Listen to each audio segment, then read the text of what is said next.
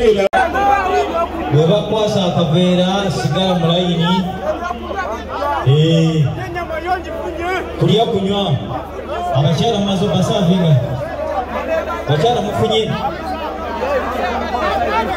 baba usamu kakasente omuntu alina akaveera kamu kame saizi ki sebwana nebabeera musajja munene oba mutono yesebo atwale kamu muwandike bubanga abakyala mufunye tova mulayini tukwasa weewaawo amawulire gagenda sabenga ati sebwato yesebo basingira yini nasuula benya nga buli nyama tubagenda kwawula kikaki naye bambi nasuula tubeebaza olw'okutuwagira butakoowa mwebale kulwana naffe okulaba nga tufuna ekyapa kyaffe eno pata yaffe yakweyozaako nnaku era ekyapa tukiina tugenda kukibalagako kongula mwakirwanirira nammwe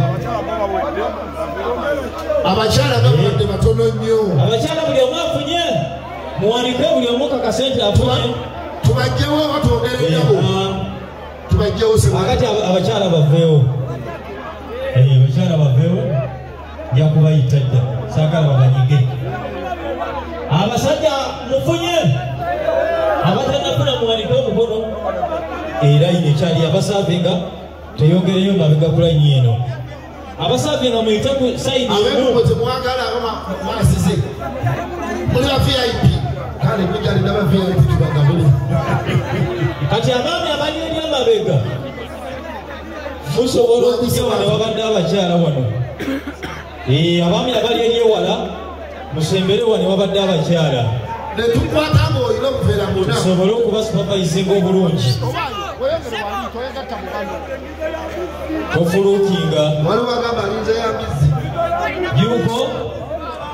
yuko yali mu kiyungu abasavinga mujye mutandike kwene babadde abakyala bwe tubanga eri tumazeeyo sona beni yagabudde twagala okubaza bannaffe ba Infotrust Property Consultancy abavuddeyo ne batuwa entaino gye tulidde olunaku olwaleero ne batuwa n'embuzi weewaawo okawulidde kagonze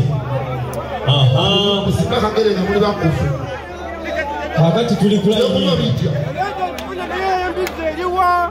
abasavinga tuli ku layini eno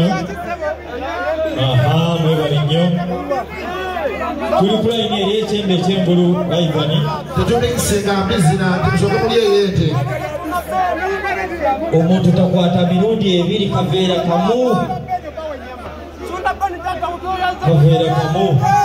wangi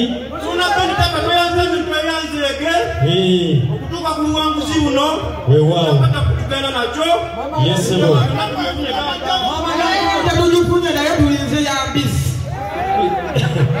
eyembezi kyusi agireeta agenda kuleeta eyidde era nayo tugigabule tusoose yante